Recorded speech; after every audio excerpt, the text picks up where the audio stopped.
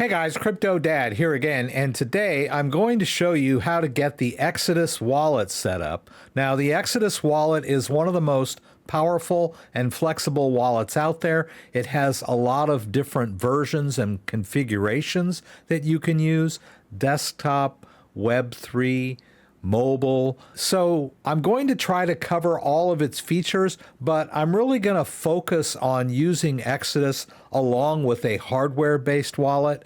They have support for Trezor devices, so I'm going to focus on the desktop version, using it in conjunction with my Trezor device. So let's jump in. So when we use this Trezor in conjunction with our Exodus wallet, the assets that are protected by the Trezor will be in a separate wallet within Exodus. So if you already have funds in your Exodus wallet and then you connect your Trezor, it will be a completely separate wallet. You'll be able to transfer assets back and forth, but keep in mind there's going to be a separation.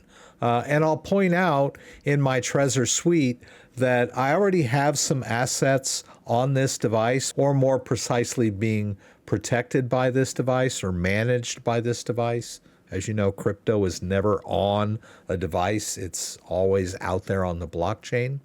The devices and the wallets just manage blockchain addresses. So I just wanted to let you know that this particular Trezor has a little bit of Bitcoin and a little bit of Ethereum in it already. Just take note of these balances because we're going to see them in our Exodus wallet when we get everything connected. All right, so the first thing we'll do is download Exodus to our computer. I'll go ahead and disconnect the device because I want to focus on getting Exodus downloaded, set up, and installed and backed up before we deal with this part. All right, so we'll click download up here, and as I mentioned, there are several different versions of Exodus. We'll go ahead and focus on the desktop first. We'll click download and find our platform here. I'm running Windows. We'll just drop this in our downloads folder. And then when we're done, we can just double click here. It's going to install Exodus, and then after the install, we can just click OK. All right, so the first thing we'll want to do is get the wallet backed up. There should be an alert in your settings, but if not, you can simply go over there to settings, and you'll want to go here to backup. First thing you'll do is set a password. All right, and then we're going to write down our backup phrase. Exodus is going to give us a 12-word backup phrase. This can be used to restore the wallet if anything happens to our computer, if we need to reinstall on a different machine, something like that. So make sure that you keep this passphrase safe and secure. Always know where it is and never reveal it to anyone else. A lot of people lose crypto by revealing their backup phrase to other people. They can do the same thing wherever they are in the world. If they have your backup phrase, they can install the wallet and restore your cryptocurrency by using your backup phrase. And then they'll have access to all of your crypto. So don't ever reveal this phrase to anyone for any reason, even if they claim to be from tech support or they're trying to help you recover crypto, whatever it is, don't reveal that seed phrase to anyone.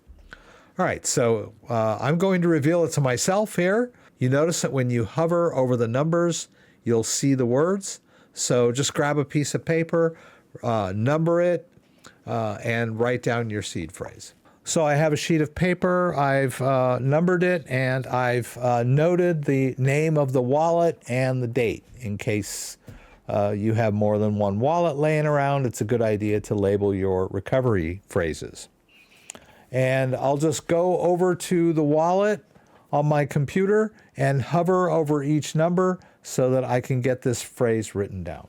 All right, and once you've got all of those words written down on your piece of paper, you can finish up. Now you're going to want to verify that phrase, so just refer to your sheet of paper. Look on your sheet of paper. Here they're asking me for the 10th word. They might ask you for a different one. I'll just find that 10th word, click it, and choose done. All right, they only asked me for one. That was fine. So we have two elements of security. We've got the password that we created, and Exodus does not have access to this password. There's no way they can help you reset this password, only you. If you choose reset, you're going to need to enter your current password. This is just a change if you want to change your password, right? So there's no way to contact tech support if you lose access to this password, right? So in order to reset it, you need the original. All right, and then the recovery phrase, you can view it again if you don't get it backed up the first time, as long as the wallet is functional, right? You can view this over and over again from the wallet if you need to. So make sure no one has access to this. Don't let anyone else know the password. If you're not using it, turn it off. Log out of the wallet so that no one can come along, because they would be able to view your recovery phrase once they had access to the wallet. So you've got your password to protect physical access, and then you've got your recovery phrase in case something happens and you need to do a restore. And you'll notice here on the home page that you can import wallets, right? The entire application will restart, and then you'll enter the seed phrase. So if, for example, your computer crashed and you installed Exodus on a new computer, then instead of backing up like we just did, you would hit import, and you would be able to import the previous wallet. If we go over here to the settings and then go to device, by default, the detect Trezor is enabled. You can disable this if you want to, but it is enabled by default. They also have a sync. So as I mentioned, there were several different platforms that you could install Exodus on. We could sync other devices. So we can see this QR code if we want to download the mobile version. All right, so I'll go over to the Apple Store, download the mobile version here. All right, just make sure that the icon matches. In this case, we'll say I already have a wallet, and we'll choose QR code, and we'll sync up to the computer. All right, it's going to open up the camera, and we'll go ahead and choose sync to device on the desktop. We'll show the QR code, and then we'll use the camera to sync up. All right, so we'll choose continue and restart. All right, so now we have the two devices synced up. And basically they're just two different devices that are pointing to the same address on the blockchain. So you can add crypto on the phone and it'll show up on the desktop. You can add crypto from the desktop and it'll show up on the phone, vice versa. So they're basically just two different interfaces to the same wallets on the blockchain, which is pretty cool. Now let's check the Web3, see how that works. So if we want to install the wallet in Brave, we'll go ahead and add the extension in Brave. All right, and now for the Web3 wallet, I'll say that I already have a wallet. And in the Web3 case, we're going to need to use that backup phrase that I wrote down. In the previous step, I have this piece of paper with my seed phrase on it, and I'll go ahead and enter the 12 words here in the web version. All right, and once you've got all those words entered, you'll hit restore. You can use the same password that you're using for the desktop version. They're not really connected to each other. Security-wise, it might make sense to use a different password across the different platforms. It's entirely up to you. All right. And then we can continue here. And so now we have access to the same wallet from our Web3 interface. So I've synced all three of the different devices. And of course, we still have an empty wallet. We don't have anything in any of the wallets yet. You can close that off. I can go ahead and pin the extension if I want to, so that I can have quick access to it in my browser. So we'll go back to the desktop, go back to the home here. And so there are different ways to fund the wallet. You can make a deposit by transferring crypto from another location. So if you have a cryptocurrency exchange like Coinbase, Kraken, Binance, and you've purchased crypto on those platforms, this is where you would transfer that crypto in. You can buy crypto directly from within Exodus. Let's see how that works. So let's say we'd like to buy $100 worth of Bitcoin. You would be using MoonPay to do that. So if you choose continue, it's going to direct you to the MoonPay website. You would either need to sign up for an account, or if you already have a MoonPay account, you can connect to it. All right, and so you're basically going to need to get signed up for the service here. And so you would need a credit card or a debit card for this particular service. I would prefer to use my bank. The fees would be less, so I'll just use a cryptocurrency exchange that I already have access to. So in my Coinbase account, you can see that I have a little bit of Solana. So let's deposit some of this Solana into our Exodus wallet. We'll go back here and do the receive option, and then we'll search for our asset, Solana. All right, and they're going to give us a Solana address. We can copy that into our clipboard, go back over to our Coinbase and make a withdrawal. They call it send. All right, I'll just go ahead and send it all. It's not that much. It's just a small test. If you have large amounts, I would always recommend doing small test transactions first to make sure that everything works. I'll paste in the address of my Exodus wallet, and then I'll go ahead and send, and I'll need my Coinbase authorization, my two-factor for Coinbase.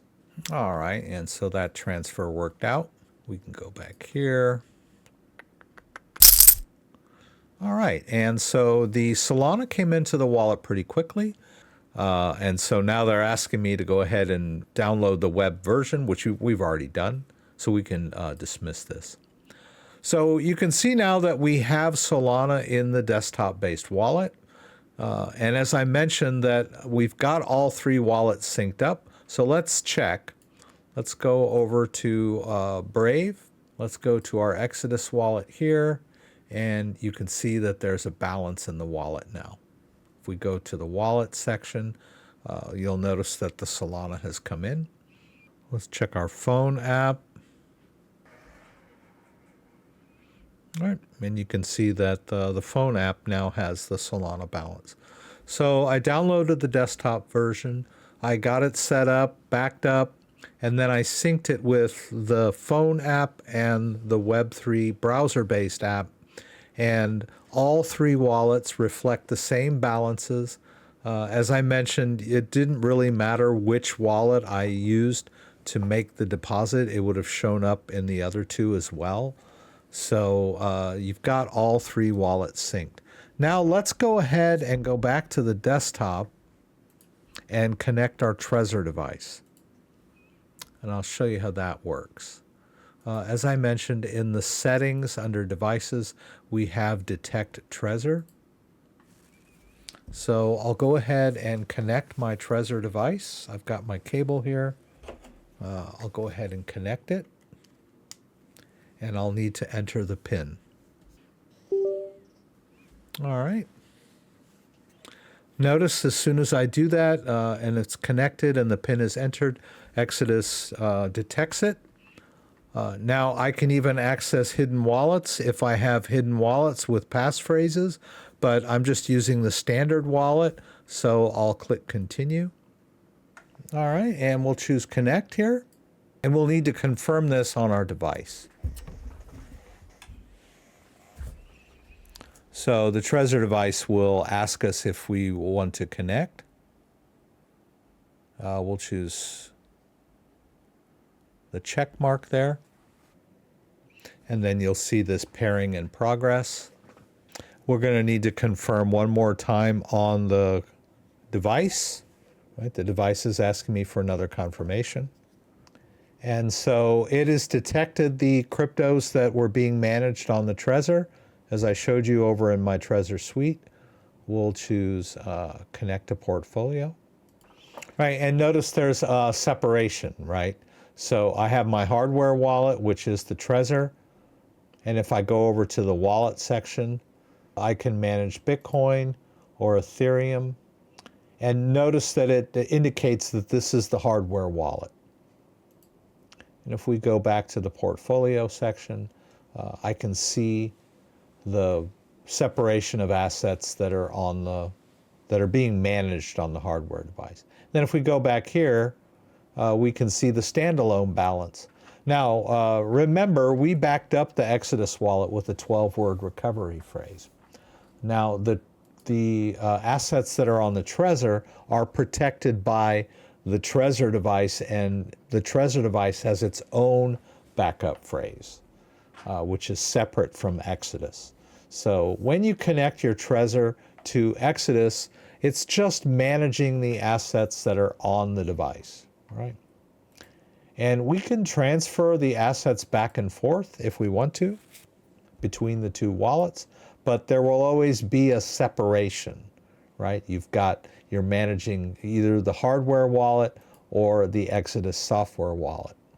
Also, if you want to see the hardware wallet, I don't think you have access to it from the web interface. So if we go over to the web interface, you can see the assets there, but we don't have access to the hardware device, right? So we're only synced up to the desktop assets. The same with the phone. We're only going to see the desktop assets synced up to the phone. There's no way to connect the Trezor to your phone, right? So if you want to manage your Trezor device with Exodus, it only works in the desktop version. So if we use our hardware wallet, we have access to all of the features in Exodus, which is pretty cool. All right, so if we go over to the swap, so you can see it sees the balance of the Bitcoin that's being managed on my hardware device. And I could swap that for Ethereum, but I would need a little more Bitcoin. There is a minimum. And this is done with decentralized exchanges. Exodus is an aggregator. It'll interface with decentralized exchanges, allowing you to do these swaps from within the Exodus interface. So that's pretty cool.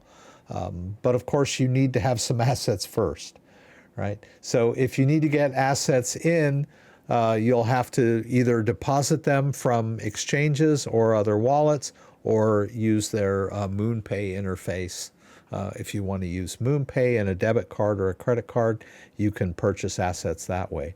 Once you have the assets, then you'll be able to swap them in a decentralized manner, right? All right, so you have this buy interface. You've got the sell interface, which also uses MoonPay. You can also stake your crypto from within the Exodus wallet. So if you have any of these assets, then you can stake. I don't have any of these assets on the hardware wallet, but if we went back to the Exodus, where I have the Solana, we can try that. Right, and I could stake the Solana that I'm storing in the wallet. This is just a small test balance anyway, and you can do all that within the Exodus desktop.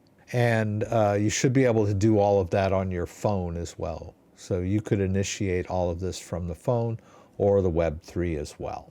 And you can stake from within the Web3 interface, and then even on the phone, you could do that, as long as you have the asset in your wallet. So pretty nice, right? We've got buy, sell, send, receive. We have swap from within Exodus. We have staking from within Exodus. And then if you set up your wallet carefully, starting with the desktop, you can get all of your devices synced up to the same wallet so that you won't be doing separate things on different devices, right? It might be confusing if you have one wallet for the phone that's not connected to the desktop. It might get confusing. Or if you want to, you could use Exodus separately on all your different devices and manage things that way if you want to do that. I kind of like the synced up method myself. If you have any questions about anything I did, please throw them up in the comments and I'll do my best to get them answered. If you like this video, give me a thumbs up. If you'd like to subscribe to my channel, I would appreciate it. When you subscribe, there's a little bell that you can click that will allow you to be alerted whenever I post new content. Once again, thanks for joining me and hope to see you again soon.